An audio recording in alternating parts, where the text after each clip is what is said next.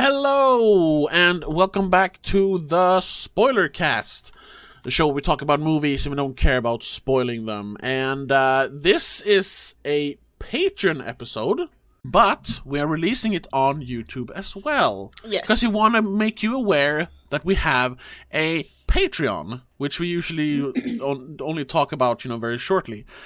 But we do weekly Patreon episodes, as well as, the free episodes on YouTube and Apple Podcasts and Spotify and wherever. And we talk about movies there as well.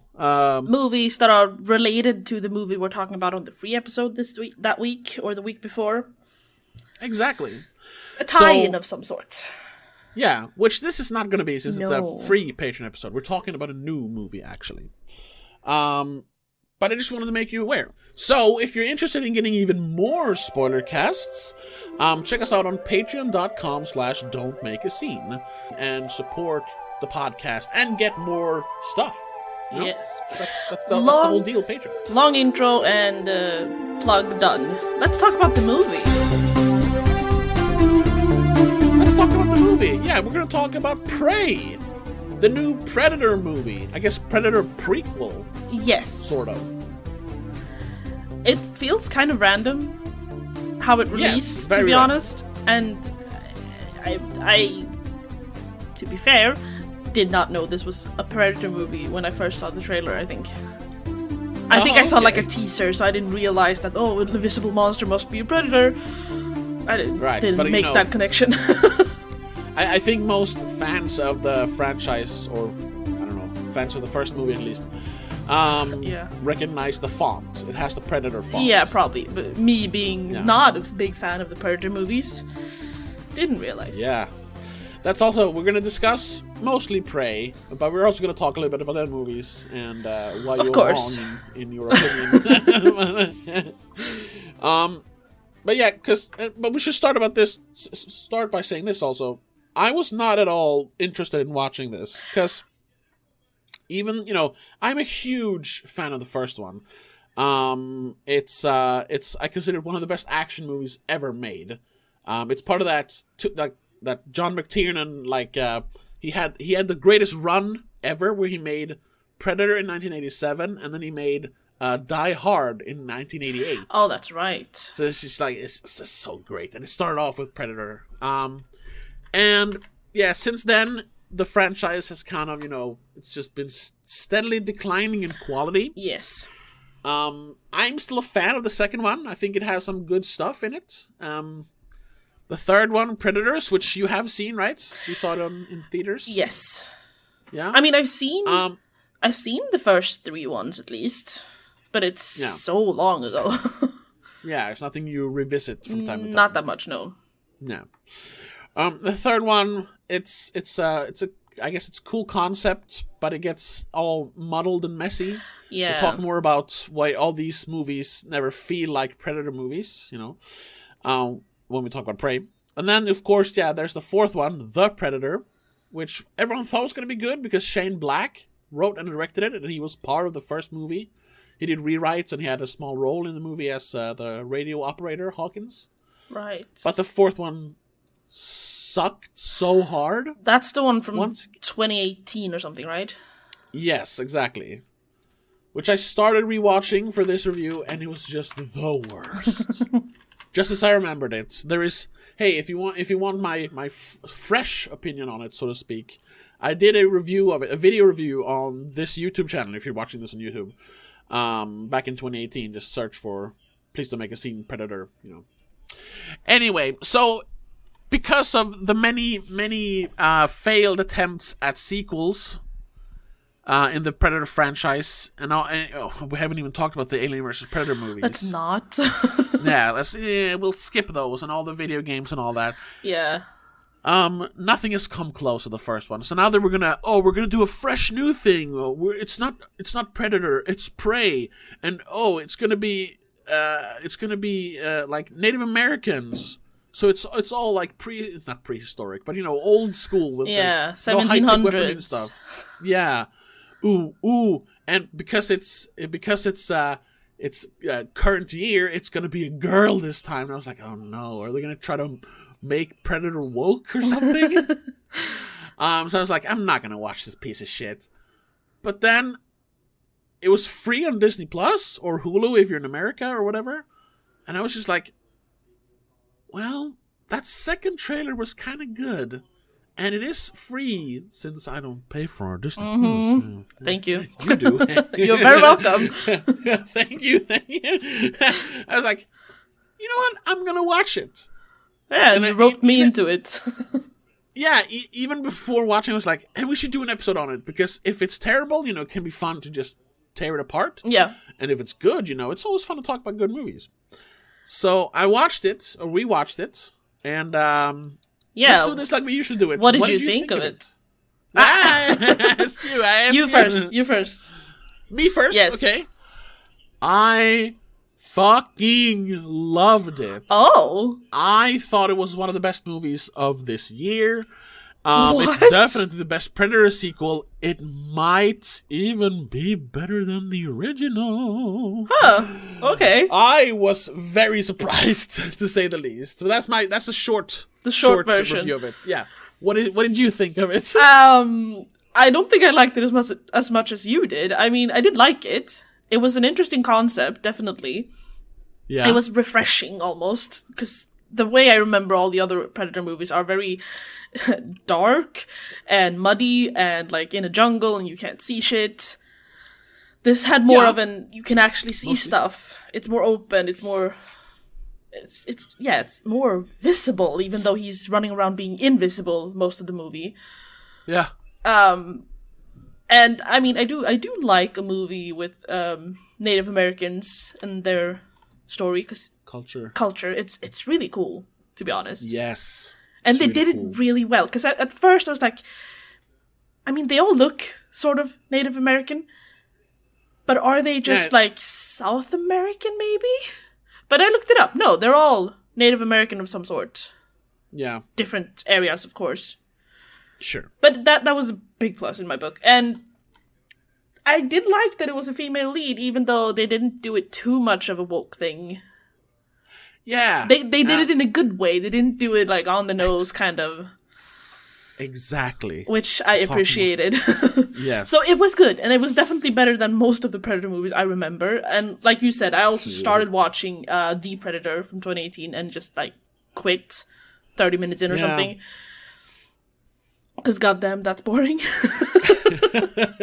This one, Prey, was much better. I don't remember the original that much, but I feel like I might watch Prey more than I'm gonna rewatch Predator from 87. Like, this is more my thing. Yeah. I'll probably still return to Predator a lot. I do at least like once a year. I watch that movie. It's so good. I actually watched it last night. After watching Prey, just to because compare. Yeah. But Prey, oh my god, I was so surprised by it, how good it was. First of all, you know what movie I thought of when I watched Prey? No, because I thought of one too, so I want to see if it's the same. Yeah, I thought maybe because we recently saw it and everything, but I thought of The Black Phone. What? No, okay, no, we did not think of the same movie. not obviously not because of any like similar like styles or anything, because it was very different movies. Very different. One is a pretty, grounded thriller. The other one's a sci-fi action movie.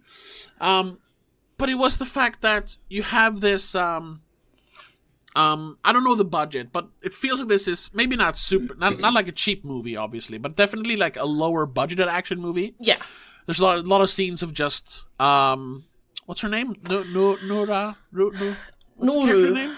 Naru. Or Naru Amber Midthunder, which is a very cool name. Yeah, that's an awesome surname. Yeah, I gotta say, all the actors have really cool names. Yeah. And there's a lot of scenes of Naru just walking around the forest. Yeah, with her dog. Yeah. So it first of all, kind of feels like a COVID movie. Like a little. A lot of just one person walking around because, people, not a lot of distances. People in groups. Yeah. So I'm feeling this is a slightly cheaper action movie. But I haven't looked up any budgets. Yeah. And also then because maybe they couldn't do these huge set pieces. This isn't a Disney movie. It's not a Marvel movie. they had to focus on something else, which was character, story, layers. Yeah. Just like with the Black Phone, it was a very small story, but it has tons of layers and character.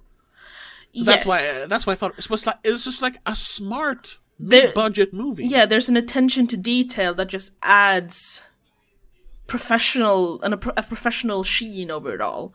Yeah, it feels like a movie. Yeah. More than just like, oh, it's a cool collection of scenes. Because in the beginning, when you kind of look at it from just the pictures, it's like, yeah, this looks like it's a cheap, straight-to-TV kind of movie back in the days. Yeah. But no, when you actually watch the movie, it's way more well-produced. Oh yeah. Oh, that's my second like big like first like thoughts I had. It's gorgeous. Oh yes. The cinematography, all the like costumes and set designs. I mean, most of it's just the forest, but still, Yeah, but the vistas, locations. So to speak. Yeah. Most of the CGI, there's a couple of times I think the invisibility cloaking thing looks a little janky. Yeah. But 99% of the times it looks awesome. That can also be explained by the fact that this is like 300 years before the first movie. So, I mean, perhaps the Predator technology wasn't as evolved. No, and that's something, that they do without like doing a bunch of exposition. They do show it. Mention that through, they show it through like environmental storytelling, because his little 3-dot laser scope isn't shooting laser, it's shooting arrows. Exactly. One of those things. So there's a change, and he has like a skull mask instead of a metal one, a steel mask. Yeah, metal or mask. steel. Yeah. So little details like that. Yeah, obviously their technology has changed in the last 300 years, which is interesting. That they actually thought of that, just didn't put a regular Predator in the 1700s. Yeah, that's a good detail. But yeah, speaking though of like 99% of it being good, there is one scene early on in the movie that I did not like the cinematography in, and it's the scene with the bear trap when the dog, whatever the dog's name was, Sisu or something. Something. Yeah, when the dog's tail gets stuck in the bear trap. Yeah, that little sequence when she puts the ointment on and releases the dog. I don't know. It was so. All of a sudden, the movie, all the camera was handheld. Yeah. All the camera work was handheld, and it was frantically edited, not these long shots like you get later in the movie, and it was just annoying, but it never comes back, really. No. The rest of the movie is, much more slower paced than that scene. I don't know what it was with that scene. It's either like it was a stressful scene to shoot for the dog or something, so they try to make it as low-key as possible, or they forgot to have like some sort of introduction to her being good with medicines, or like threw it in there. Yeah, that's what I'm wondering too, because something is off with like the lighting in that scene as well. Yeah, something about that scene made me feel reshoot. Exactly. Yeah, but it felt like that. Something like that. Yeah. Yeah. So yeah, I mean, without going into too much detail right away, I mean, I just loved everything about this movie.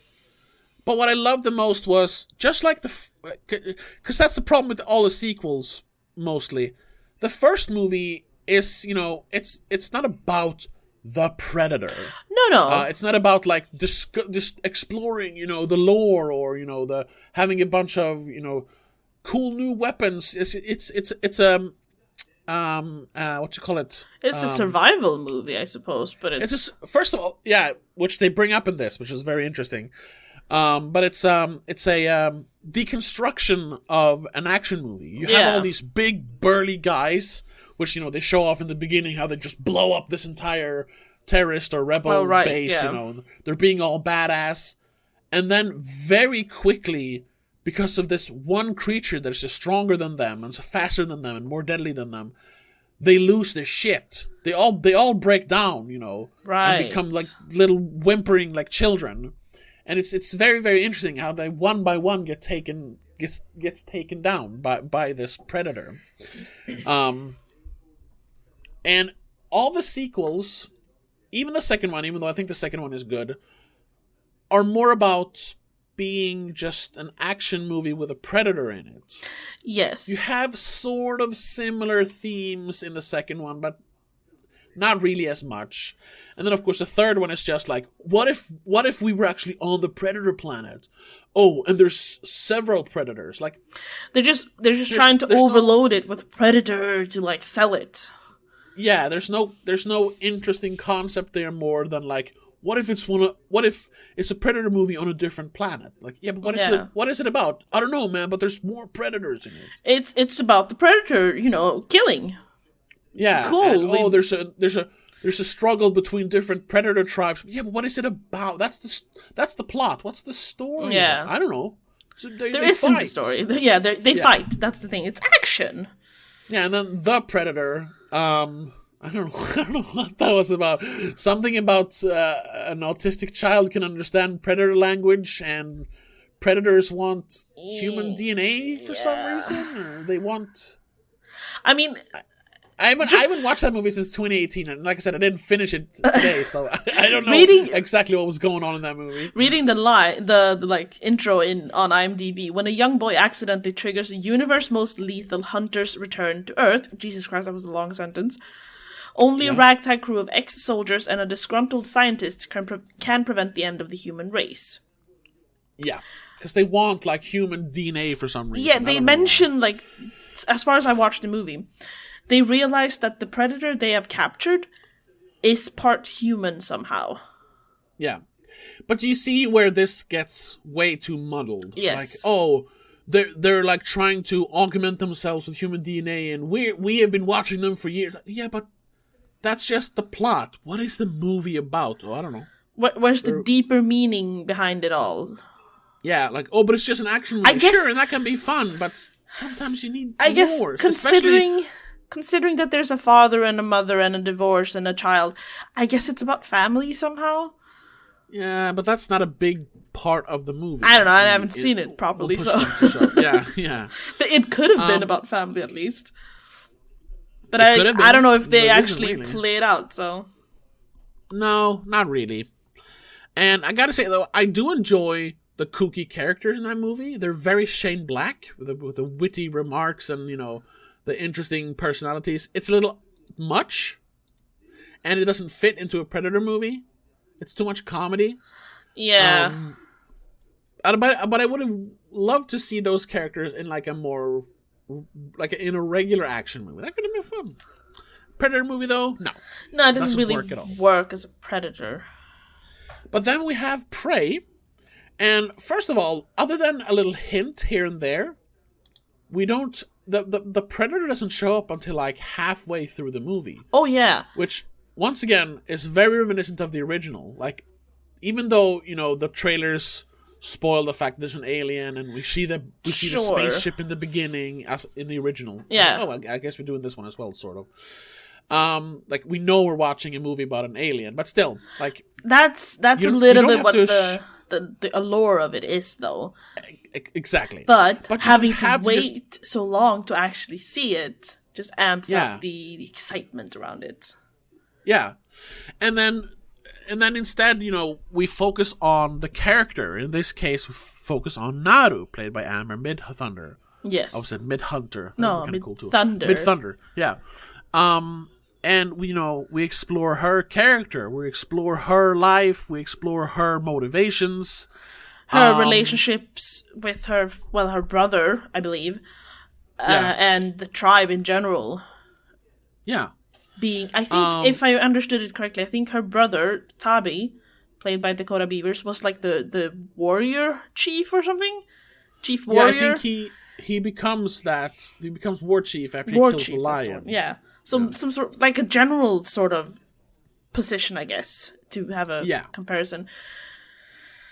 And then, she's kind of living a little bit in his shadow. Yeah.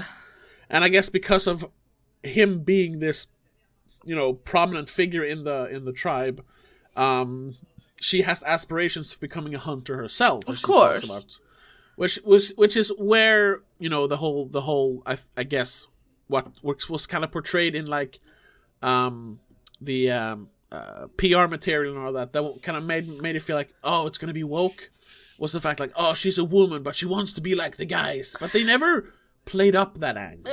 No, there's a couple of like, you should go back to the camp, and she's like, no, I'm not. Yeah, but they never do a big deal on it, and it's handled well. Yeah.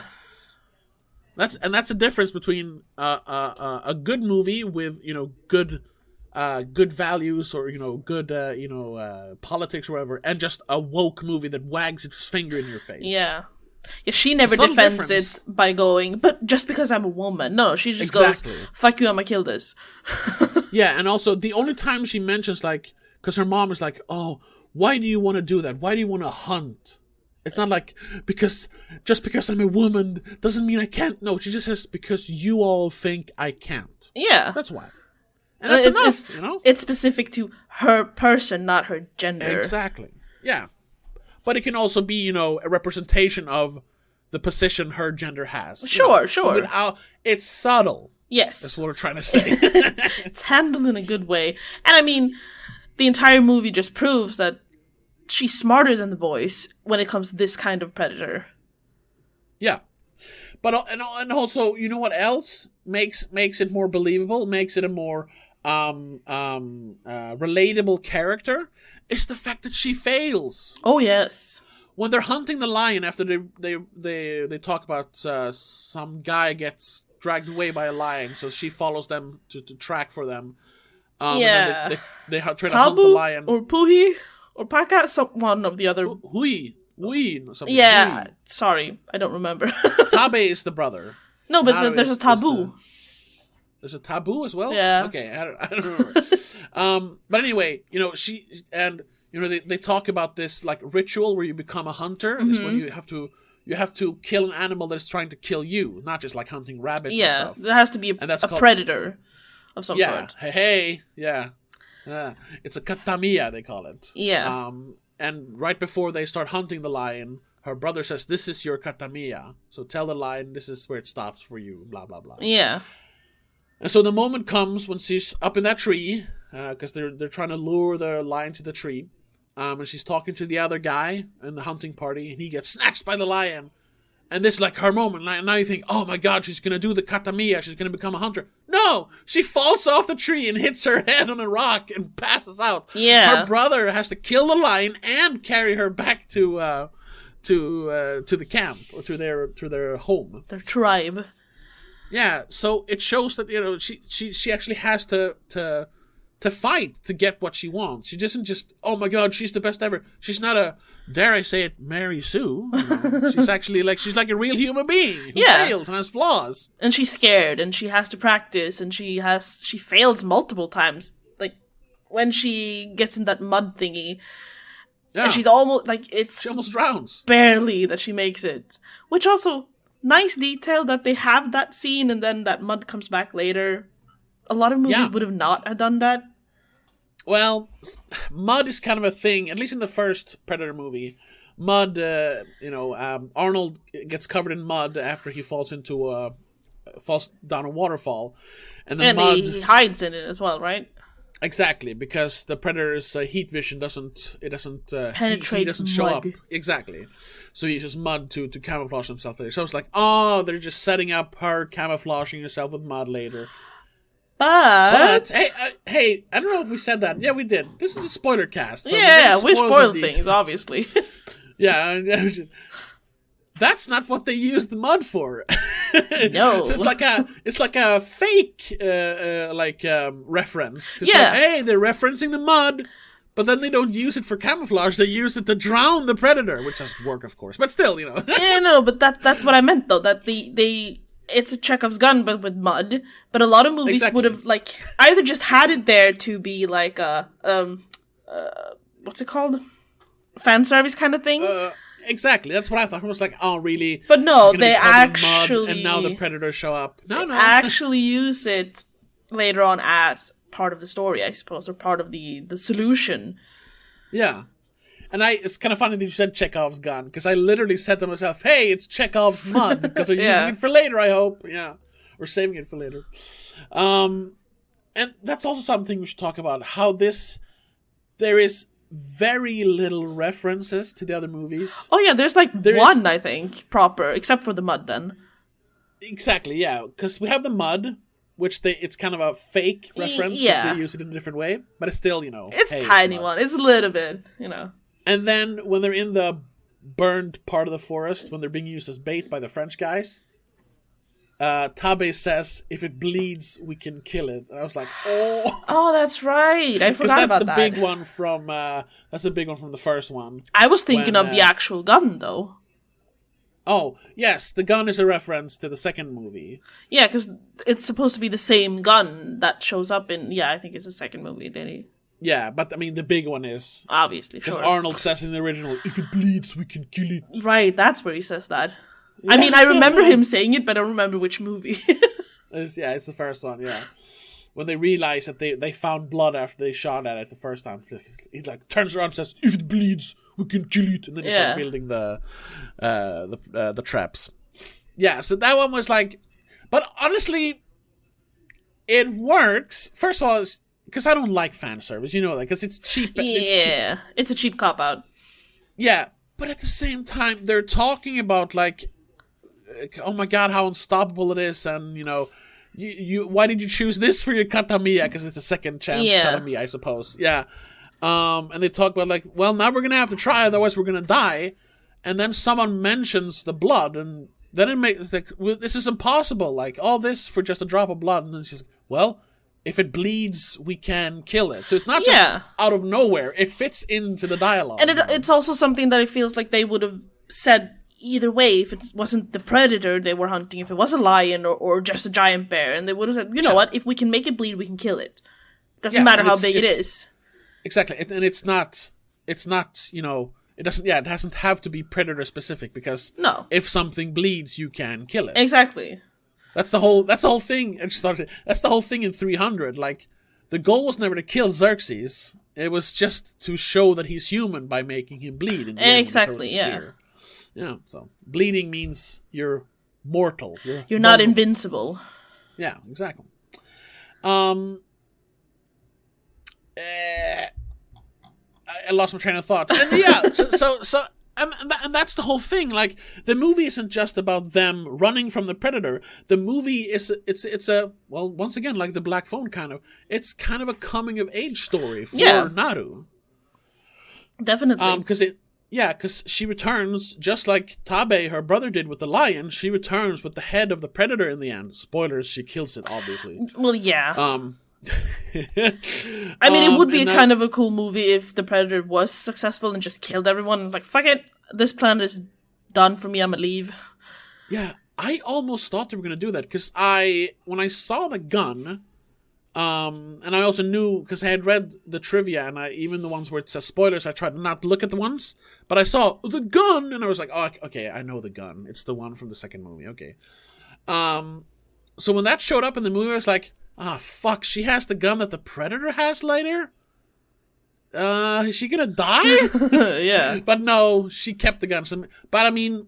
This is supposed to be canon, so at some point a predator is going to kill her and take that gun. Or that, insane. or the lore. The gun just travels through generations, and the predator just ends up with it by killing someone else eventually.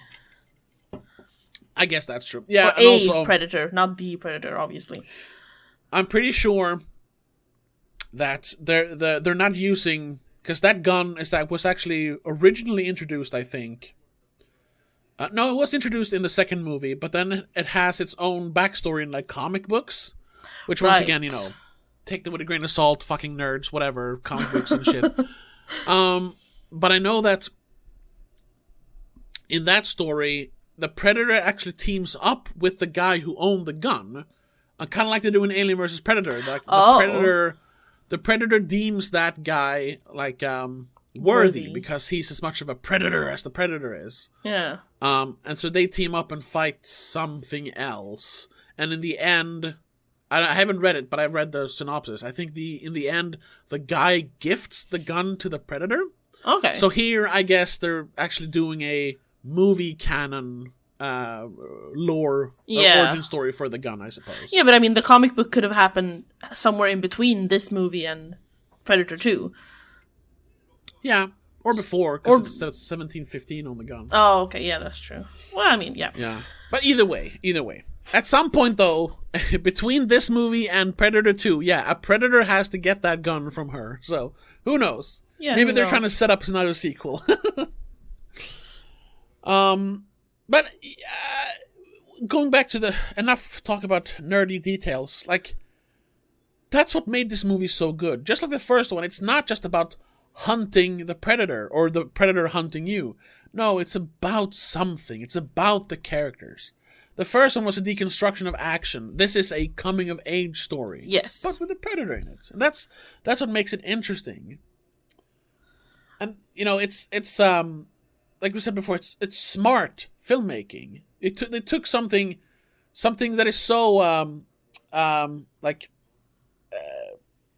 quintessentially macho as an Arnold Schwarzenegger movie, but also, a smart Arnold Schwarzenegger movie, because of the deconstruction part. Yes. But instead of just making a dumb sequel to it, they made something smart out of it. It's interesting. I think it was a good way to go making a prequel, because trying to make sequels have obviously failed. Yeah. I mean, there's only so far we can go into the future to see how much the Predators have evolved and what surrounds them. Like, we get it. We know so much about them now, but we don't know about the beginning, really. Yeah. Because as far as I know, at least, we haven't had, like, a proper Predator origin, really. We know their home planet, and we know that there are many of them and tribes of them. Yeah. But this is one of the first ones to come, at least in movies. I'm not going to count video games and stuff, because I don't know about them. But at least in movies, this is us seeing that they have actually been on planet Earth for many years and centuries. Yeah. Because humans are such an apex predator, I guess. Yeah. Yeah, that's why they've chosen Earth to come back to several times. And also, once again, I don't think this movie acknowledges the Alien vs. Predator movies, because then in those movies they have all that future tech from the original movie, right? Like in the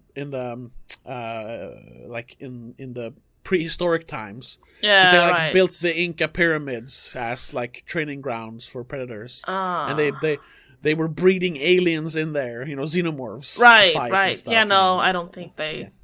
I don't think that is. However, I want to say that is actually, those movies are canon in the Predator movie from 2018, because they show off the spear where he takes the razor tail end thing from the alien and puts it on a spear. Right. That's in that movie. So, you know what? Let's put those movies and the Predator like a separate universe then, because who likes them really, anyways? Yeah. That is one of the weirdest crossovers I've ever seen, to be honest. Alien vs. Predator, I don't like it, and I don't get why. It was, once again, it was one of those comic book things, because both of course, both franchises are 20th Century Fox. Yes. And then I think Image Comics or Dark Horse got the comic book rights for both franchises. They were like, hey, we should do a crossover.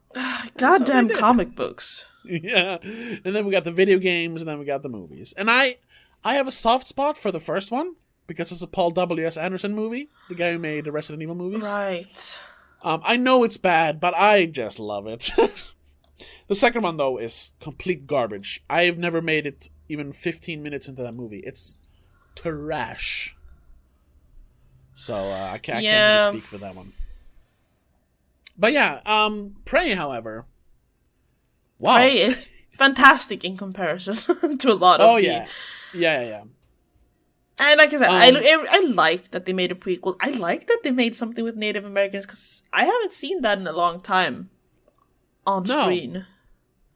It made me kind of think of, like, the last time I had any kind of media that involved Native Americans, like, new to me, was, like, I don't know, Assassin's Creed?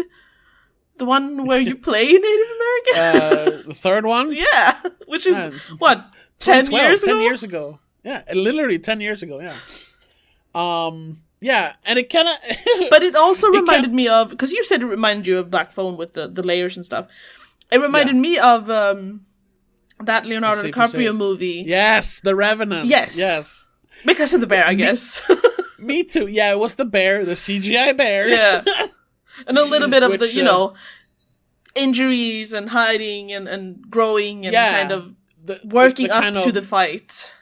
The kind of like realistic vibe to it. Yeah. But also, it's so funny because that movie, they did the whole thing with, we used all natural light, so we can only film for like 15 minutes a day or whatever. Yeah. And, it took them 18 million years to finish it because of that, and, everyone was freezing to death, and it's like, that movie's kind of boring.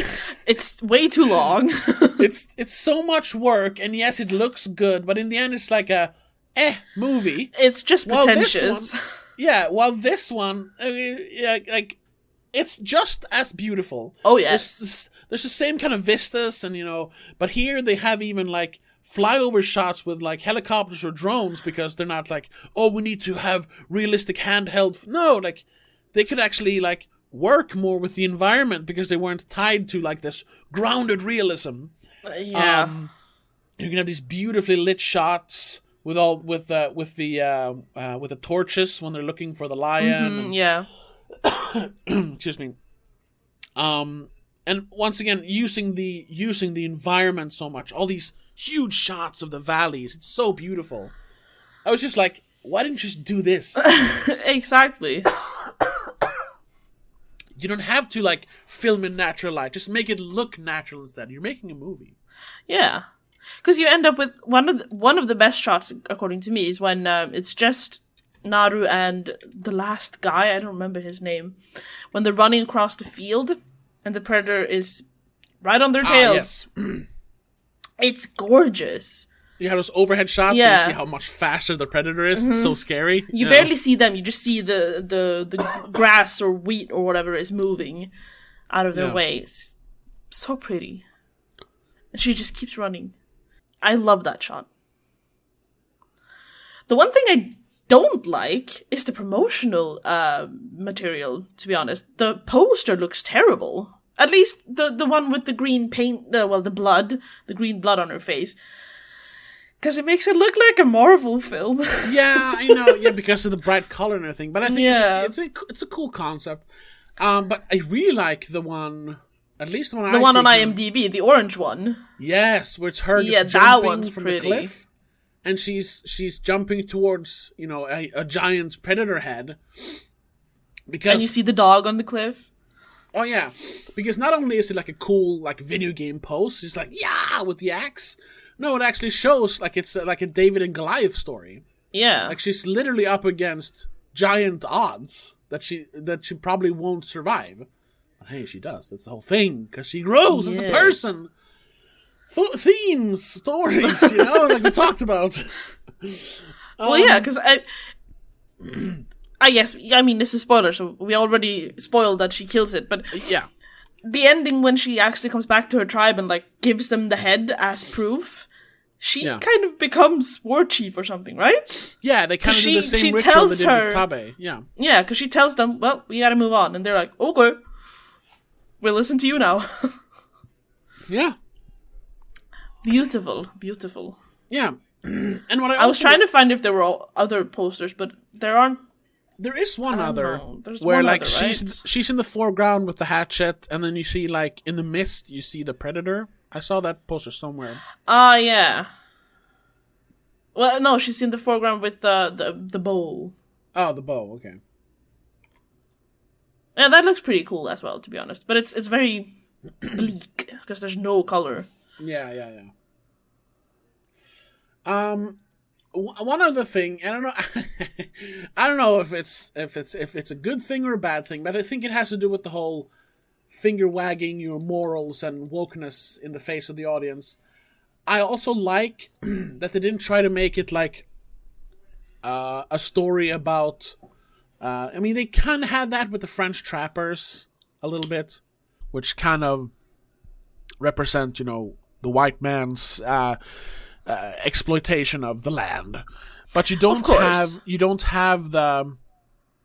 the colonization angle, like the Native Americans were driven from their land and everything.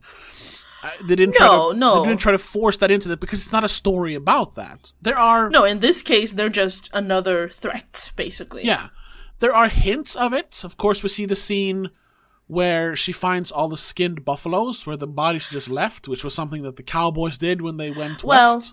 I think that scene works because you can think that, maybe it's the predator. Yeah, but then it turns out it is the French, actually. Yeah. But then also you can kind of see the predator here is, it's this threat that it forces them to leave the Great Plains. That's what she talks about in the end. Yes. But it's never like you have some racist cowboy like, damn stupid redskin, we don't have any of that. But, so, because it's not a story about that. But, there's little subtle hints about it, which is because it would be unnatural to have a movie about Native Americans not in that era and not include some of the colonizers, at least. Yeah. But they didn't shove it in your face. No. It's there if you know to look for it.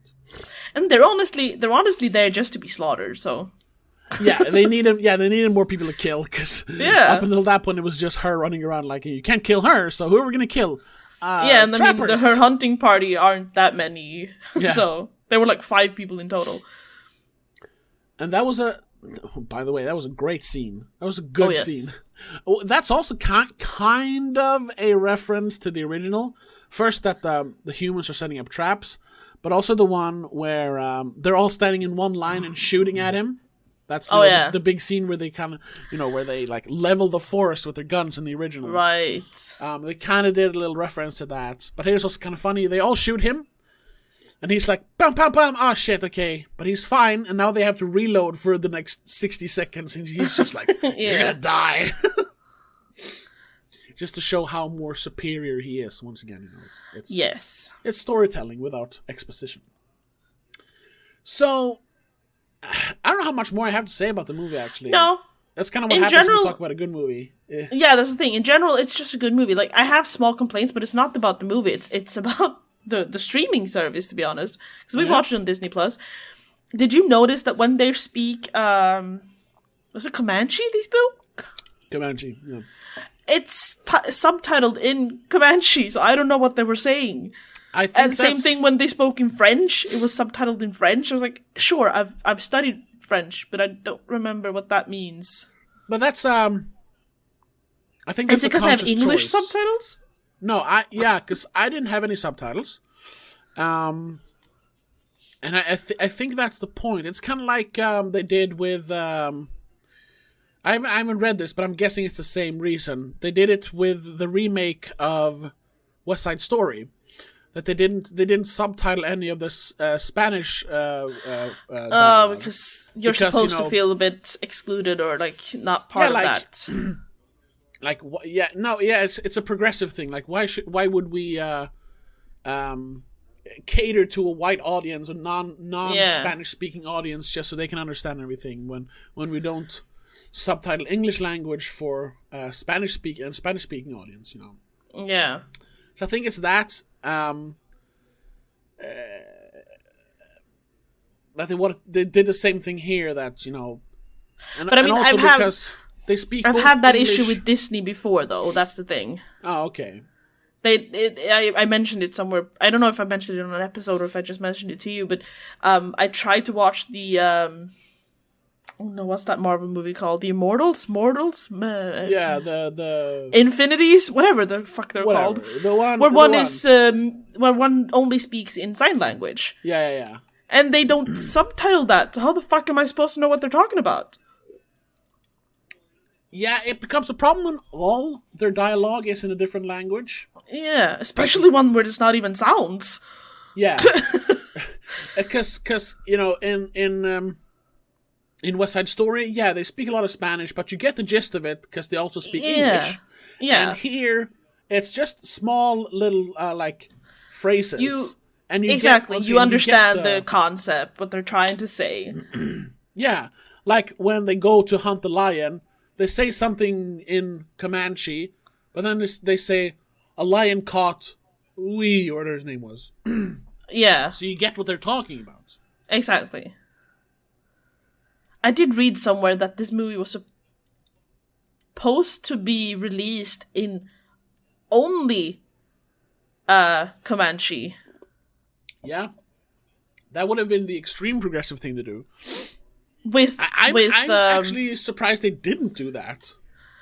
Because they want to be super progressive and I don't know if it's true though. It's the line says the movie is slated to be released in Comanche language. There's also an English version and a version with Comanche subtitles. Huh, okay. But I mean I only see the one on Disney, so I don't know. Because I really thought they were gonna get. I haven't read any yet. I haven't seen any articles about the movie. Like I said, it kind of just came. There was no big fanfare about it. Yeah, trying to find other YouTubers making reviews is also kind of difficult. There's a few, but like I didn't see any of the big ones pop up straight up. No, I just saw some people praising it on Twitter. That's kind of why I was like, maybe I should watch it. So I haven't seen any backlash yet, but I'm guessing there might be some in the future, because there's always someone complaining.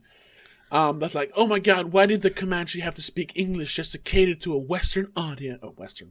To a white audience. Like, oh, they try to like placate you with throwing in some phrases and words here and there, but it should have been all in Comanche. Like, no, you're making a movie for an American audience. Yes. Like, they have to speak English. Yeah. It's kind of weird it's an English production. It's an American production. Yeah. It's a release for an American audience mostly. Yeah. English is still one of it's like top 2 or 3 largest spread languages in the world. Yeah. Unless it's a movie in I guess Spanish or I don't remember which Asian language is the biggest one. Mandarin, I think. Yeah. Then you're gonna do it in English with subtitles. Yeah. Like, even in, like, Sweden, even Swedish movies are made in English sometimes because, you know, it caters to a bigger audience. Yeah. You kind of have to make money off it. You can't just do it because it's the right thing to do always. Or the best thing to do, I suppose. I mean, they did it right, though. They only had Native American, heritage actors, even though the one I thought wasn't, because he didn't look very Native American, is very Native American. Who? I think it was the chieftain. Oh, well, he's barely. Because he looked so white compared to the other ones, I guess. Okay, but he is very much. He's a First Nation, a Canadian First Nations, Central American, and Irish descent. So he's... Oh, yeah, Chief Gehetu. Yeah, and he's played by Julian Black Antelope. Damn. He represents the buckskin black horse family of the Weasel people? I don't know if I'm saying that right. He has a lot of, like... Yeah, he's cool. He's a cool guy. Yeah. But he looked very white compared to some of the other actors. I was like, shit. Did they fuck up and just have one American actor amongst them? But no, he's cool. Yeah. I don't think they would do that. No. Yeah, damn, the Black Horse family of the Weasel people. It's kind of cool. We used to have that in Sweden. We had, like, family names that, you know, weren't just a surname. That meant something. Yeah. Well, we got rid of that. Damn you, Christianity. It's not just that, also. I mean, everyone was called Anderson because everyone's just called their father's son or father's daughter. And like, yeah, okay, we can't all have the same name. That's stupid. Sure. I know. Anyway. Wait, I had something. I was going to say something. I was going to end it on one negative detail. That's a good ending. Yeah, I know. But I was wondering, like, this thing, but now I can't remember it. No, I guess it wasn't nothing. Yeah. Exactly. Oh, no. We can end on something. No, not negative. We can end on something more positive. Did you realize that this movie was barely an hour 40? Oh, yes. And how they managed to tell a complete, deep, layered story with multiple action scenes, multiple like cooldown scenes, practice scenes. You had her taking care of people. So much was pushed into that 1 hour 40 that it didn't feel like 1 hour 40, but in a good way. Yeah. And like they Loved took their time to introduce the villain and everything. Yeah. And all that in under 2 hours. Like, my God. Yeah. Once again, what I really hope this is the way to make movies now. I really hope they do that in the future as well. I think like Amazon and Hulu have been doing quite well on that end of it. They don't do 2 hour plus movies really. They do barely 2 hours, and it works. Yes, because they do it well. If you know how to make a movie, you can tell the greatest epic of all time in like 2 hours. You can. You don't need 3 hours to make a fucking Marvel movie. Where half of it's just them sitting around speaking about what they're gonna do instead of doing it. Yeah. Oh, and by the way, if that thing you read, that they're actually gonna release a version where they only speak Comanche, that would be awesome, though. That would be awesome. Yeah, that would be pretty cool. Because it would be more authentic. Though, it would be nice to have subtitles so you actually understand it if you don't speak Comanche. Sure. Then you need subtitles. I mean, come on. I mean, I have subtitles even if I'm watching an English movie and I understand English, so...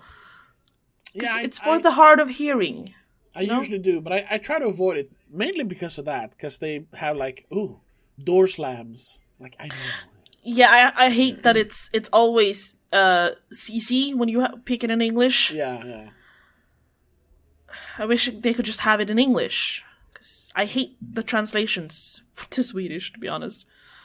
Yeah, it's not good. I never watch movies with Swedish subtitles anymore.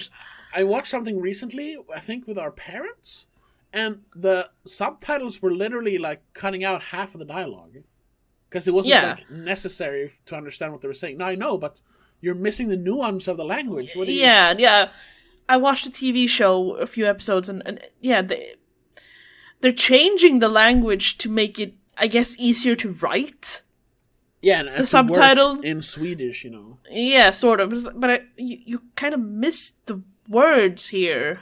Yeah, sure, it means basically the same thing, but you're still missing out on details. Yeah, stupid. So yeah, but yeah, this movie was not with Swedish subtitles for me, so the English worked, I guess. It did. So I think closing statement. Great movie. Check it out, especially since it's on, you're already paying for it, so to speak, so might as well watch it. Yeah, probably, And I gotta ask you, because this happens sometimes when we talk about the movie, have your opinion changed since the beginning of the episode? Because you were kind of like lukewarm on it. It kind of felt a little bit, maybe. Okay. Because there was so much... I still liked it. Yeah, sure, yeah. And I'm still... I mean, this is a movie I could imagine rewatching a few times, and I said that in the beginning too. I'm more likely to rewatch this one than any of the other ones. Sure, yeah. When it comes to Predators. But I don't feel like it's a masterpiece, like you said, though. No, I mean, it's beautiful. Visually, yes. It's kind of like... The colors and the aesthetic of it is gorgeous. Yeah, it's kind of like we said with... what I said with The Black Phone. Once again, referencing The Black Phone. Another great movie, by the way. Check out our episode about it. Spoilercast, The Black Phone. Look it up.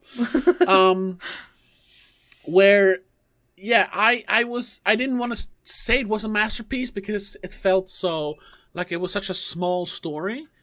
But, I think, and also, masterpiece is a very, very big word to put on a movie. When we say masterpiece, we don't mean a masterpiece like that. It's not the greatest movie ever made. Yeah. But then again, just thinking of The Black Phone and thinking of this, like... It's better than a lot of the movies we see. Yeah, so, maybe... Damn it. Now you're right. Masterpiece is too much. But it's a very strong word. I guess you can do it like this, because on a scale of 1 to 10, I always say 10 it's a perfect. It's a perfect movie. There's literally flawless. That's a masterpiece, a 10 out of 10. Yes. It's a masterpiece. Doesn't matter if it's a big or small movie. 10 out of 10 is a masterpiece. And I guess this, and then Black Phone, I keep mentioning Black Phone now. I guess they're like a 9 out of 10 then, because this is so close. But there's just something, that keeps it from being a masterpiece.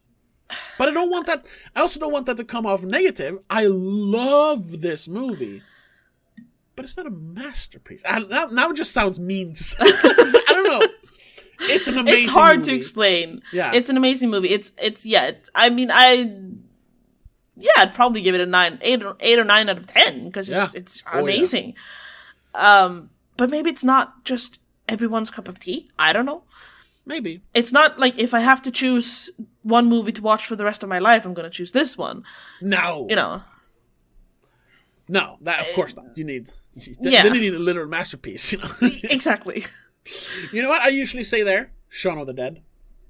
Yeah. It is infinitely I don't know what quotable. I would choose. It is infinitely rewatchable because it's so funny, so clever. I mean, anyway, we're not going to talk about that now. We have an episode on that too, so check that out instead. Yeah, we do. I don't even know what my movie would be if I had to choose. No idea. But this is not it, unfortunately. No. It's still amazing. It's gorgeous. And this so is well made. The year isn't over yet, but I can definitely tell this is going to be in my top 10, maybe even my top 5. Oh yeah, probably. Yeah. So we do have a lot of movies coming up in the fall, so we'll keep you posted on that though. And we're still gonna do, I guess, the official start of the new season is going to be Nope, but we did this because once again, I just wanted to. Yeah. Nope still has potential. I've heard a lot of good, heard a lot of bad too, but I've heard a lot of good. So yes, we'll have to see. But anyway, that's the spoiler cast. That's Prey. Once again, check it out. Especially if you like the Predator movies. This is the best since the original. In my opinion, maybe even better than the original. So. Yeah, I might agree on that, actually. Yeah. And also, like we said at the beginning, check us out on patreon.com/don'tmakeascene if you want double the amount of spoiler cast, and if you want commentary tracks, and you want a say in what we talk about, check it out. Support us.